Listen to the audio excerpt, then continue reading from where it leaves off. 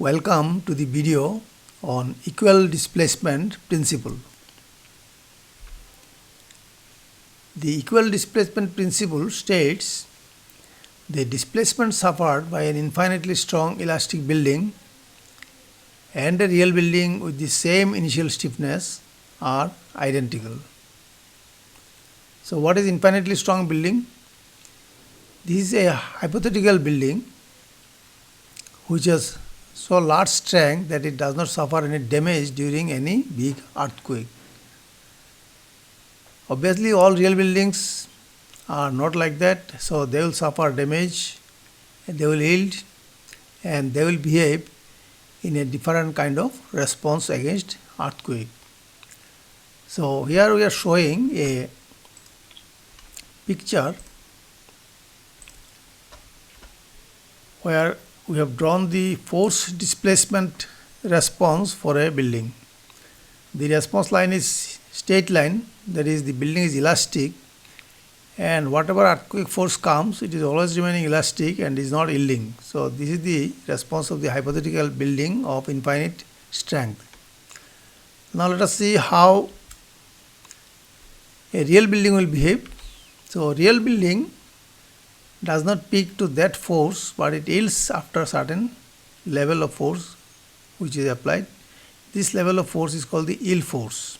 So this is the yield force value, and the displacement at which it is yielding is the yield displacement. So this red line indicates the response of a real building having finite strength. Before we go to the other slides, let us clarify the point ductility and response reduction factor.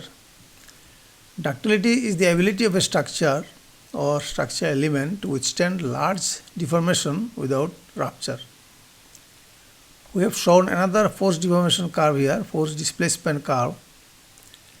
So in the beginning the response is elastic, indicating it is undamaged. But after some time damage takes place, it yields here, and then it shows nonlinear behavior, nonlinear response. The lower yield, upper yield point, etc. will come, which we are not showing here, and finally it ruptures at a large displacement. The displacement at which it yielded is the yield displacement here, shown by delta y, and the displacement at which it is rupturing is the maximum displacement, shown by delta m. Now ductility, or called the ductility index, is given by mu equal to this ratio of the maximum displacement delta m to the yield displacement. So this much knowledge about ductility will be required in our slides ahead. Response reduction factor is a ratio, the ratio of the maximum lateral force that a structure can sustain when elastic. In the previous slide we have seen a elastic building which is responding in a straight line to any level of force. But any level of force is certainly limited for a particular earthquake, so that's why we are telling maximum lateral force that the structure can sustain when elastic, divided by the yield lateral force for the same structure. So this response reduction factor is what is used in the base shear of the Codal formula. The Codal base shear has a divisor R, and that is the response reduction factor. Now let us draw another figure for this similar force displacement behavior of the building. So line OA is indicating the elastic linear behavior of an infinitely strong building. Suppose for a particular earthquake it has reached the force level Fe, means elastic force maximum for that building, and the real building has yielded at a level of yield force Fy here. Corresponding displacement at the yield is the delta y, and the displacement suffered as per the equal displacement principle, the displacement suffered by the elastic building is OB. And by this equal displacement principle, we have stated that the real building also suffers the same displacement. So the real building, as shown by the response line of the red color, also suffers the same displacement at the ultimate point delta m. Okay, so the meaning of this figure is clear, which is depicting actually that equal displacement principle. Now let us take the triangle OAB and triangle ODC. Obviously these two are similar triangles and they will follow the rules of similar triangles. So we can write AB by DC equal to OB by OC. Now AB, which value is here, and this AB distance is equal to nothing but the FE, the elastic force. So we can write AB by DC equal to FE by Fy. DC is equal to Fy. And by similar triangle principle, again this is equal to this, OB is equal to delta m and OC equal to delta y. So we can write Fe by Fy equal to delta m by delta y. In the previous slide we have seen delta m by delta y is mu, the ductility. So this right hand side is ductility. And the left hand side, the maximum force that a structure can take in an earthquake when it is elastic to the yield force of the structure is the response reduction factor. So we are getting R equal to mu. So this is the fallout, very important fallout of the equal displacement principle. Equal displacement principle is not a mathematically established principle, neither it is coming from the structural dynamics, but it is only an observation on the post-earthquake buildings. From the real observation, it has been found that the buildings follow this principle. So there are some limitations are there for equal displacement principle. So it is valid for only elastic, perfectly plastic structural response. What is this? In the beginning it is elastic linear, and then after yielding it is fully plastic, that is stiffness is 0. And it is valid for medium to long period buildings only. Medium to long period means the time period of the building in the first mode is say 0.7 second and onwards. Codes are influenced by this principle. So Codal response reduction factor, what are tabulated in different codes, are actually originating from this concept. When the building has more ductility, mu value is higher, so the code also takes the response reduction factor value higher. For example, in IS 1893, RC buildings with ordinary moment resisting frame, that is the ductility imparting through ductile detailing is not there, which is called ordinary moment resistant frame, is having response reduction factor 3.0, ductility is less. But if the same RC building we consider special moment resisting frame which complies with the ductile detailing as per IS code, then the response reduction factor is higher because ductility is higher. So mu is higher, R is higher, so R value is here 5.0.